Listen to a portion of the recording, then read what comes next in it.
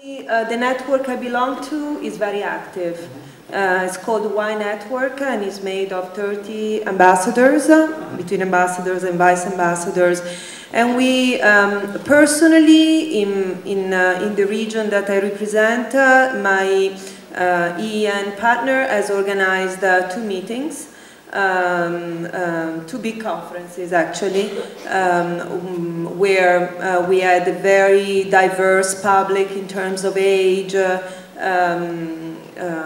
even country of different age and country, and also different expectations and different ideas in terms of entrepreneurship. And it was, both occasions were extremely successful. Many people came back, many women came back to me to ask me for some advices, and I helped them with some advice, and then I suggested them to speak with the consultants that the Business and Innovation Center of Lazio actually provides. And then we also had a lot of activities nationally in Italy. Yes. Like every region did basically the same thing that I did in my region.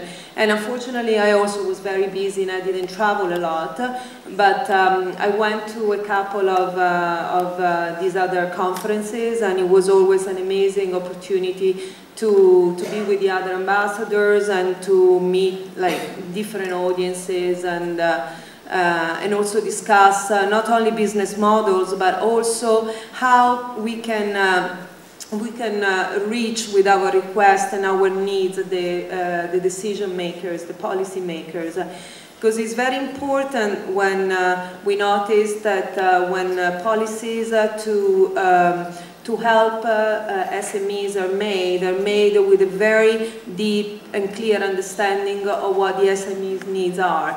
And for some calls for proposals that we had, it's not that clear that the necessary scouting of entrepreneurs' needs was made. And we had 2 national meetings for my network, and all the ambassadors of my network have been very active, and we really wish to continue doing this promotion and encouragement of the way of life of the entrepreneur, because for me it's a way of life. And you? Well, the Norwegian network is about 10 people, a small network, it's a pilot, and I don't think we have networked that much as in Italy, and that I think should be like something that we should focus on for the next year at least. I've been talking to... Maybe a question of climate. Maybe. Internal, external. Yeah. But I've been talking to students and more both the research institutes and industry on a couple of occasions. And as one person said earlier today, I think we need to go further down in age, in young children, to start to talk about entrepreneurship. So I maybe made some good deeds there, because I've kind of not taken the choice, but asked my daughter to go to a special school. She's 16, 17, and she has entrepreneurship in school as a subject.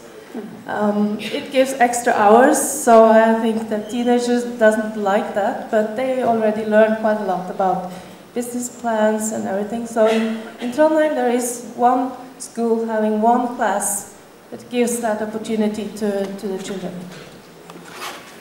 What are the most important arguments that you mention in favor of female and woman entrepreneurship?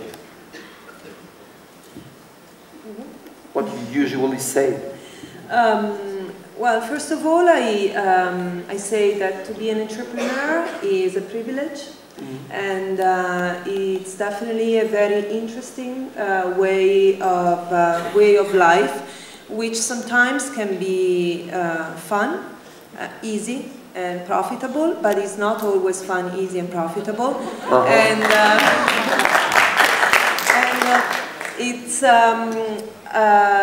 it's really important to understand that entrepreneurship, like life, is made of hardships and difficulties, and we have to learn to be in these periods and to be lucid and facing those moments with dignity and courage until we see the light after the tunnel. And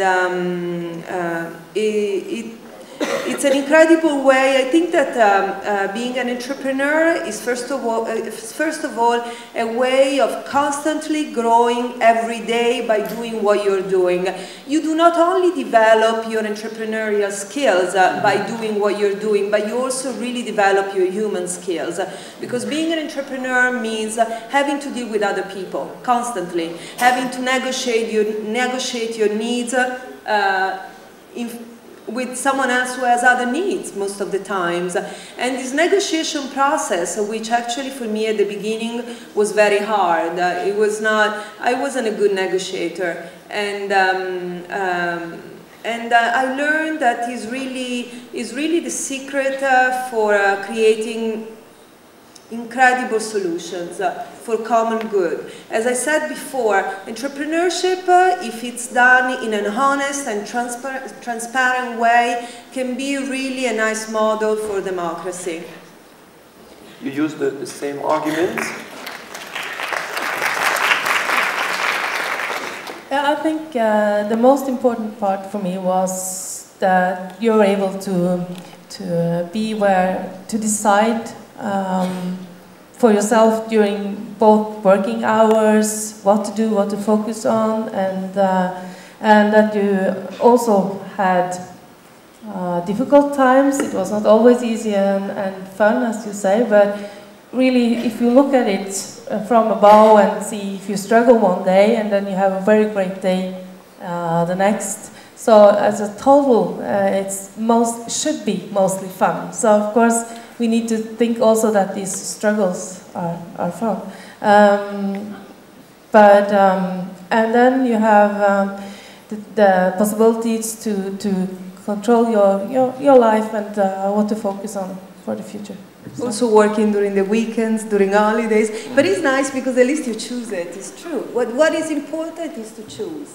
And entrepreneurship allows you to choose. And it's not a little thing.